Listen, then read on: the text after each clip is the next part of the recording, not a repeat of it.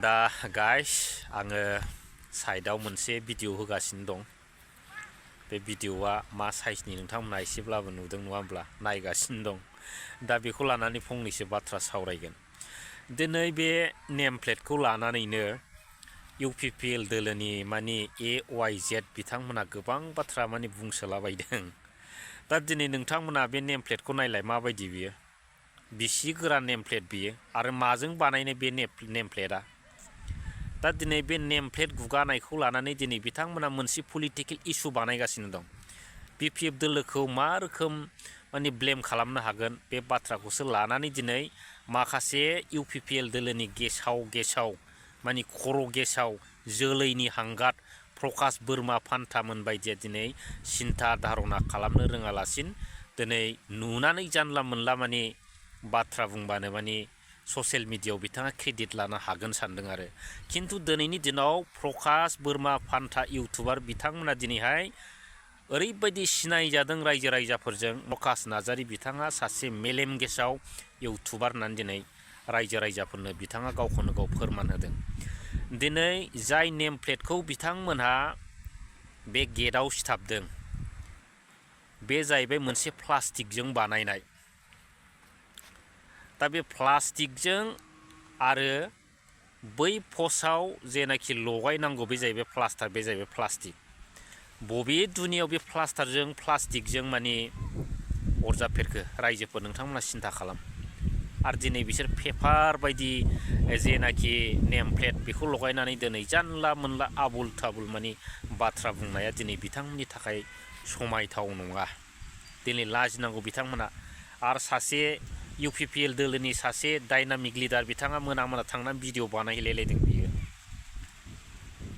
15 बोसोराव हाग्रामा महिलारी सारनि बानायनाय माने बेफोरबायदि प्लेटखौ माब्लाबाबो इउपिपिएल दोलोआ बोखाफेराखै होनना बिथाङा बुंलायलायबाय आरो।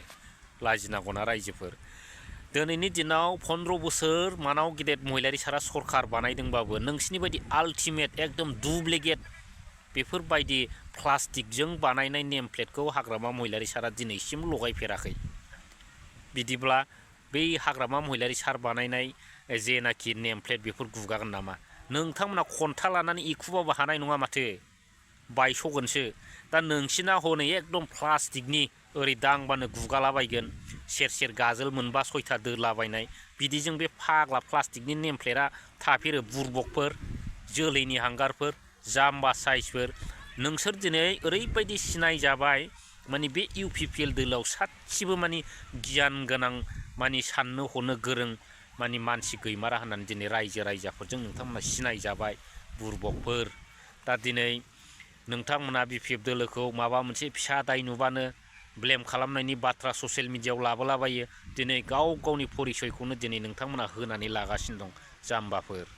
दा जिखुनु हक दिनै बिथांमोनहा जेखि जाया गुबुना जायखि मावा मानो, जेखि खामानि मावा मानो, दा बिथांमोना मा खालामो? इउपिपिएल दोलोनि मानसिया BPFनि सायावल' थांखि बिथांमोना बाथ्रा बुङो।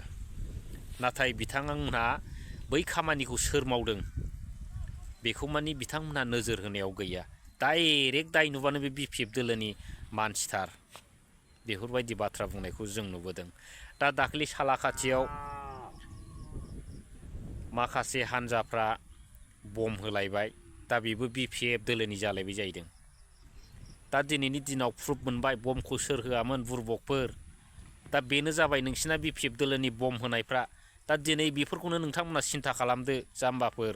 दिनै नोंथांमोना जुदि सिन्था खालामनो रोंगौब्ला दिनै हाग्रामा महिलारी सारा सरखाराव फैनानै दिनै हाग्रामा महिलारी सारानो दिनै बम गावनानै मानो दावराव खालामनांगौ? मोसौफोर।